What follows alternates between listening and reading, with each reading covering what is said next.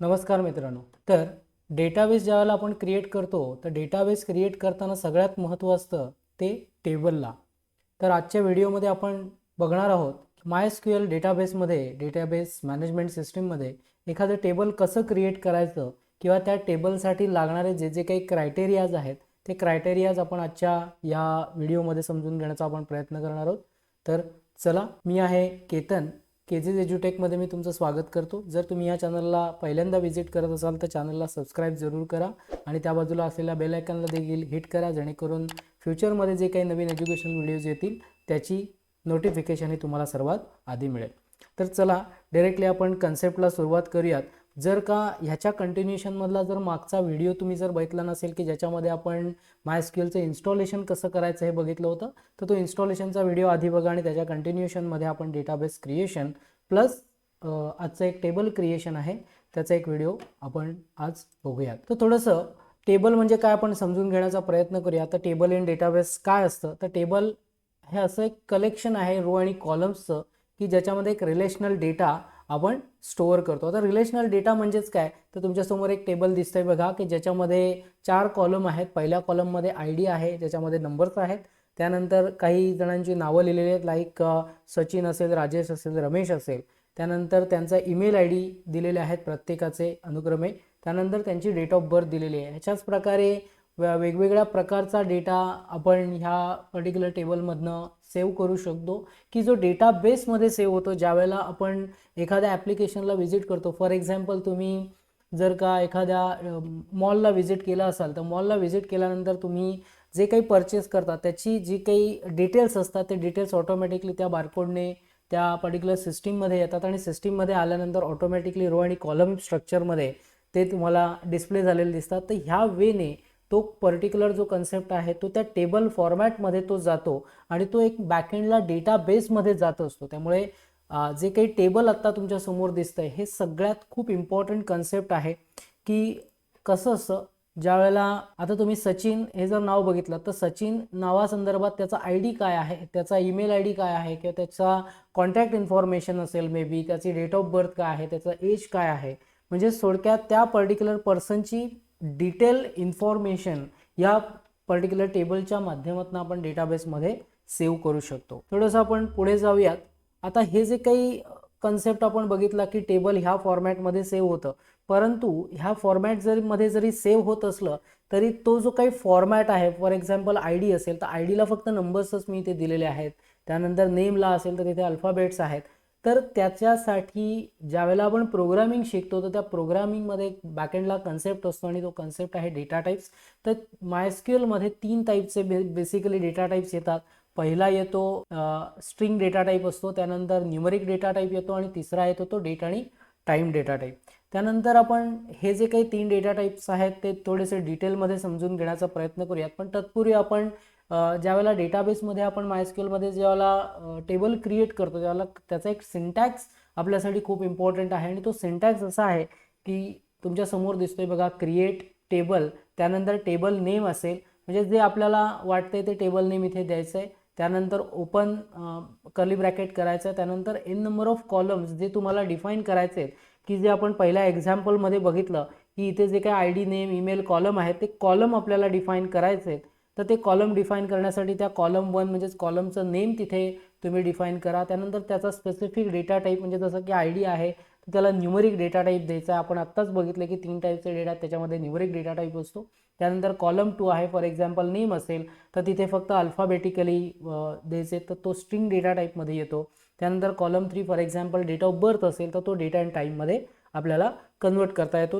तर अशा प्रकारे जे काही n नंबर ऑफ डेटा तुम्हाला इथे इन्सर्ट करायचा ह्या पर्टिक्युलर टेबलमध्ये, तर तिथे आपल्याला n नंबर ऑफ कॉलम्स आणि त्याचा डेटा टाईप आपण ह्या पर्टिक्युलर फॉर्मॅटने म्हणजे सिंटॅक्सने तिथे आपण इन्सर्ट करू शकतो. तर थोडंसं आपण जे काही 3 टाईपचे डेटा टाईप्स आहेत ते थोडक्यात समजून घेण्याचा प्रयत्न करूया. त्यामधला जो पहिला डेटा टाईप आहे तो आहे स्ट्रिंग डेटा टाईप. तर स्ट्रिंग डेटा टाईपमध्ये बघा त्याच्यामध्ये आपल्याला 13 ते 14 प्रकारचे डेटा टाईप्स बघायला मिळतात. त्यामधला पहिला जो आहे तो आहे कॅरेक्टर. कॅरेक्टरची रेंज असते 0 to 255 म्हणजे 256 कॅरेक्टर्स आपण मॅक्झिमम त्या डेटा टाईपमध्ये सेव्ह करू शकतो, स्टोअर करू शकतो. त्यानंतर व्हॅरकॅर टाईपचा डेटा टाईप येतो. त्यामध्ये आपण 0 to 65,535 म्हणजेच 65,536 टोटल कॅरेक्टर्स आपण त्याच्यामध्ये सेव्ह करू शकतो, स्टोअर करू शकतो. त्यानंतर बायनरी आहे, बायनरी म्हणजे 0 आणि 1, ते सेम वे व्हॅर बायनरी हा ट्रीट केला जाणार आहे. त्यानंतर टेक्स्ट डेटा टाईपचे 4 डेटा टाईप्स आहेत, त्याच्या रेंजेस दिलेल्या आहेत. जर इथे तुमच्या बघितलं तर इथे थोडंसं टेक्स्ट म्हटल्यानंतर इथे सगळी कॅरेक्टर्स येणार आहेत. ओके, तर थोडंसं इथे जे काही टायनी टेक्स्ट आहे त्याला 255 कॅरेक्टर्स असतील. टेक्स्ट तर थोडंसं बाईट आणि कॅरेक्टर ह्यामधला थोडासा डिफरन्स आपण इथे समजून घेण्याचा प्रयत्न करूयात. तर थोडंसं कॅरेक्टर म्हणजे काय, तर सिंगल कॅरेक्टर सेव्ह होतं ज्यावेळेला इथे जो काही साईज दिलेला आहे, फॉर एक्झाम्पल 255 कॅरेक्टर्स, तर single character for example alphabet ए आहे, तर अल्फाबेट ए ही त्या 255 कॅरेक्टरपैकी एक कॅरेक्टर असू शकतं. त्यानंतर बाईट्स हा जो कन्सेप्ट आहे तो बाईट मे बी थोडासा असा ढोबळमानाने मानायला गेलं तर एक कॅरेक्टर साधारणपणे इंग्लिशमधलं अल्फाबेट जे असतं ते 2 बाईट आपल्याला स्टोरिंगसाठी कॅपॅसिटी लागते. पण ज्यावेळेला अदर दॅन रिजनल लँग्वेजेस असतील तर त्या रिजनल लँग्वेजला मे बी 2 बाईटपेक्षा डेटा एका कॅरेक्टरला लागू शकतो. त्यामुळे बाईट आणि कॅरेक्टरमधला हाच एक बेसिक डिफरन्स आहे की ज्यावेळेला एखादं कॅरेक्टर आपण बॅकएंडला डेटाबेसमध्ये सेव्ह करत असतो त्यावेळेला ह्यामधले जे काही बाईट्स आहेत ते बाईट्स त्या पर्टिक्युलर कॅरेक्टरच्या लँग्वेजनुसार तिथे ते बाईट्स यूज केले जाणार आहेत. त्यामुळे हा कॅरेक्टर आणि बाईटमधला बेसिक डिफरन्स आहे. तर मीडियम टेक्स्टची सुद्धा रेंज इथे दिलेली आहे. तो नंबर आपण आता वाचू पण शकत नाही, एवढा मोठा नंबर आहे. त्यानंतर टायनी ब्लॉक, हे सगळे बाईट्स डेटा स्टोअर करण्याची मेकॅनिझम्स आहेत. त्यानंतर पुढचे जे 2 डेटा टाईप आहेत जे स्ट्रिंगमध्ये स्पेशली वापरले जातात ते म्हणजे इनम आणि सेट. हे दोन्ही सेम वे आहेत, फक्त दोघांच्या रेंज वेगवेगळ्या आहेत. इथे इनम आहे ते 65,535 व्हॅल्यूज सेव्ह करतं आणि सेट हा जो डेटा टाईप आहे तो 64 व्हॅल्यूज सेव्ह करतो. आता ह्या दोघांमधला हे काय आहे तर ह्याचं मेकॅनिझम असं आहे, फॉर एक्झाम्पल तुम्हाला जेंडर सेव्ह करायचं असेल किंवा जेंडरची एक रेंज द्यायची झाली, फॉर एक्झाम्पल जेंडर 3 वेमध्ये आपण डिफाईन करू शकतो, मेल, फिमेल आणि अदर. तर ह्या पर्टिक्युलर रेंजच्या बाहेरचे कोणताही डेटा जर तुम्हाला नको असेल तर तुम्ही ती रेंज डिफाईन करू शकता with the help of enum आणि सेट. तर हा दोघांमधला एक सिमिलॅरिटी आहे स्ट्रिंग डेटा टाईपमधली. तर हे सगळे स्ट्रिंगचे डेटा टाईप्स आपल्या समोर आहेत. त्यानंतर काही न्यूमरिक डेटा टाईप्स आहेत. त्याच्यामध्ये पहिला आहे बिट, जी की साईज आहे 1 to 64 एवढी रेंज त्याची आहे. त्यानंतर बुल किंवा बुलियन, बुलियन म्हणजेच 0 किंवा 1 म्हणजेच ट्रू किंवा फॉल्स ह्या व्हॅल्यूज सेव्ह करणारे. त्यानंतर इंटिजरचे 4 ते 5 टाईप्स इथे आपल्याला बघायला मिळतात. तर इंटिजरमध्ये टायनी इंटिजर आहे की जो -128 to 127 plus. So he range आपल्याला प्रत्येक इंटिजरच्या वेगवेगळ्या साईजमध्ये आपल्याला किंवा वेगवेगळ्या टाईपमध्ये आपल्याला बघायला मिळते. आता थोडासा इंटिजरमध्ये जर विचार करायचा झाला तर इंटिजरमध्ये 2 बेसिकली प्रकार पडतात. एक असतो अनसाइंड इंटिजर आणि दुसरा असतो साइंड इंटिजर. साइंडमध्ये आपण टोटल प्लस आणि मायनस ह्या व्हॅल्यूज दोन्ही येणार आहेत आणि अनसाइंडमध्ये ह्या टोटल फक्त पॉझिटिव्ह व्हॅल्यूज येणार आहेत. तर साइंड हा जो साईज आहे हा सगळा साइंड इंटिजरचा साईज आहे, जो इथे आता तुमच्यासमोर मेन्शन केलेला दिसतो हा सगळा साइंड इंटिजरचा साईज आहे. अनसाइंड इंटिजरसाठी ही जी काही रेंज आहे, जी पॉझिटिव्ह मधली जी इथे जी काही रेंज दिसते, पॉझिटिव्ह मधला जो डिजिट दिसतोय, नंबर दिसतोय, ह्याच्या डबल अनसाइंड इंटिजरला रेंज लागते. म्हणजे 0 to ह्याच्या डबल हा जो काय आहे, फॉर एक्झाम्पल मीडियम इंटिजर आपण कन्सिडर केला तर मीडियम इंटिजरला म्हणजे 127 जर आपण कन्सिडर केला तर 127 म्हणजे 0 to 127 means 128 characters. So unsigned इंटिजरसाठी 256 कॅरेक्टर्स तिथे रिक्वायर्ड असणार आहेत. त्यामुळे अनसाइंड इंटिजर ओनली पॉझिटिव्ह आणि signed integer only signed integer positive as well as negative. त्यामुळे हे थोडंसं इथे समजून घेण्याचा प्रयत्न करायचा आहे की ही जी रेंज आहे ती साइंड इंटिजरची आहे. अनसाइंड इंटिजरची जी काही पॉझिटिव्ह रेंजमधली आहे ती पॉझिटिव्ह रेंज ह्यामधली जी दिलेली आहे त्याच्या डबल आपल्याला ट्रीट करायचे. त्यानंतर पुढचा आहे टाईप तो म्हणजे फ्लोट डेटा टाईप. आता फ्लोट डेटा टाईप त्यानंतर डबल, डेसिमल आणि DEC हे ऑलमोस्ट सेम आहेत. फक्त कसं आहे, हे सगळे फ्लोटिंग पॉईंट म्हणजे डेसिमल पॉईंट नंबर आपल्याला डिफाईन आपण करू शकतो. तर ह्याच्यामध्ये हा जो डबलचं मी काही एक्झाम्पल दिले ते बघा, डबल कसा डिफाईन करायचा in the case of MySQL. तर ह्याच्यासाठी 2 आपल्याला पॅरामीटर्स रिक्वायर्ड असतात. पहिला म्हणजे साईज आणि दुसरा म्हणजे डेसिमल पॉईंट. म्हणजेच 52 ह्याचं मेकॅनिझम असं आहे की टोटल 5 डिजिटचा नंबर असेल आणि फ्रॉम राईट साईड तुम्ही 2 डिजिट डेसिमल पॉईंट द्यायचा आहे. हे सगळ्यांना जो काही क्रायटेरिया आहे तो सगळ्यांना म्हणजेच फ्लोट, डबल, डेसिमल आणि DEC या चारही टाईपच्या डेटा टाईप्सना आपल्याला ट्रीट करायचं आहे. तर हे थोडक्यात झालं आपलं न्यूमरिक डेटा टाईप संदर्भात. त्यानंतर आपला पुढचा आहे तो म्हणजे डेट डेटा टाईप. आता डेट डेटा टाईप जर बघितला तर तिथे सुद्धा एक 5 प्रकारचे डेटा टाईप्स आपल्याला बघायला मिळतात. पहिला आहे डेट, की जो फॉर्मॅट येतो YYYY म्हणजे त्याची एक रेंज एक डिफाईंड आहे की ज्या रेंजमध्येच तुम्ही फक्त डेट्स तिथे डिफाईन करू शकता. ही रेंज तुमच्या समोर आहे, ती नंतर तुम्ही समजून घ्या काय आहे रेंज ती. त्याच रेंजमध्ये तुम्हाला डेटाबेसमध्ये व्हॅल्यूज सेव्ह करता येतील. त्यानंतर डेट टाईम एक आपल्याला सेव्ह करता येते की जी फुल डेट असणार आहे विथ टाईम, म्हणजेच जो काही डेटचा आपला फॉर्मॅट होता तोच फॉर्मॅट प्लस अवर्स, मिनिट्स आणि सेकंड्स हे सुद्धा आपण त्याच्यामध्ये सेव्ह करू शकतो. त्यानंतर टाईम स्टॅम्प आणि टाईम हे सेम आहेत की ज्याच्यामध्ये फक्त टायमिंग आपण सेव्ह करणार आहोत, दॅट इज अवर्स, मिनिट्स आणि सेकंड्समध्ये. आणि त्यानंतर शेवटचा आपला डेटा टाईप आजचा आहे की ज्या ह्या पर्टिक्युलर व्हिडिओ संदर्भात आहे तो आहे इयर. इयरमध्ये फक्त आपण 4 डिजिट इयर फक्त सेव्ह करू शकतो, लाईक 2023. ओके, तर हे थोडक्यात डेटा टाईप्स आपण समजून घेण्याचा आता प्रयत्न केला.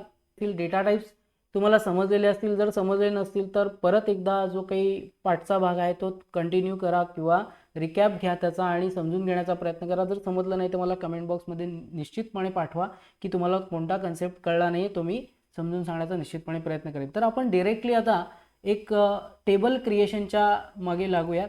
आता टेबल क्रिएशन करायचं असेल तर पहिल्यांदा आपल्याला वर्कबेंच चालू करायचं आहे. वर्कबेंच कसं चालू करायचं, वर्कबेंच कसं इन्स्टॉल करायचं हे मागच्या व्हिडिओमध्ये मी डिटेलमध्ये सांगितलं आहे.